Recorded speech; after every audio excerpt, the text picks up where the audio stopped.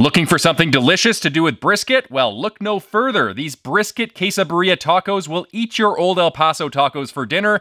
And if you have kids, well, this will probably ruin tacos for them forever because regular tacos just don't stand a chance against these magnum opuses of flavor. Let's get smoking. First, I'm smoking a brisket a few days in advance to provide the needed software for the tacos. You'll only need to save 4 to 5 cups of it. The rest I slice and eat as per usual. On taco day, I'm setting a pot to medium heat and adding 4 tablespoons of beef tallow and 4 tablespoons of butter. If you don't have beef tallow, just use 8 tablespoons of butter. This seems like a lot of fat, but there's a reason for it. More on that later. Now I'm dicing an onion and in it goes into the pot. It's going to saute for a few minutes until the onion is translucent, at which point I'm adding 4 cloves of chopped garlic and giving it a minute to saute. The beef stock goes into the pot now. I'm using 4 cups and it kind of looks frothy here because I'm using better than bouillon, which I had to mix in my blender, so don't be put off by that. While the mixture gets back up to temperature, I'm adding 2 tablespoons of vinegar for a little tang, just a little bit of white vinegar, 1 tablespoon of paprika for color, and 4 dried guajillo peppers. Make sure you break them open first and remove all the seeds before you put them into the stew. Then a can of diced tomatoes goes into the pot. I give it a stir, and it's going to simmer for 10 minutes to let the dried peppers soften up. Now the whole mixture goes into the blender, and I give it a good spin on high. This is going to liquefy all the solid ingredients and emulsify everything with the fat to make it more of a saucy consistency than a stewy consistency.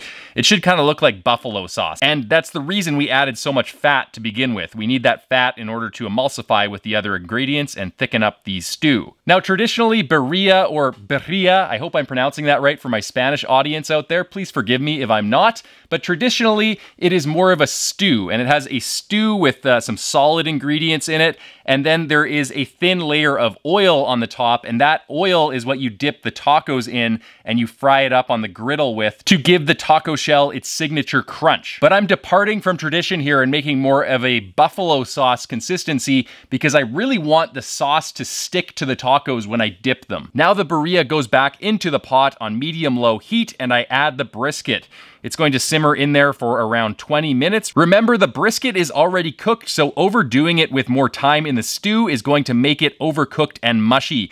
We want it to pull apart easily, but we don't want it to dissolve into mush. And after I'm happy with the brisket, I'm forking it apart into strands or clumps of strands and placing it into another bowl. We now have some taco meat, so let's head out to the griddle and make some tacos.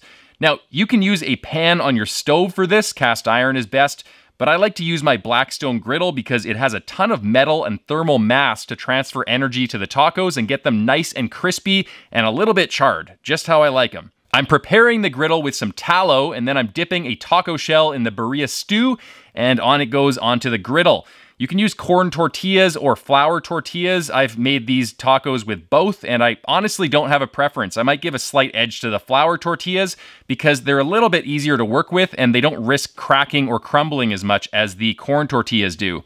While it sizzles, I'm adding my meat and then some cheese, just plain old white cheddar, some queso fresco, and a little bit of cilantro if it doesn't taste like soap to you. And then I carefully fold the taco over and press it down to help keep its shape. When it's done, the cheese should be thoroughly melted and the taco shell should be crispy and a little bit charred.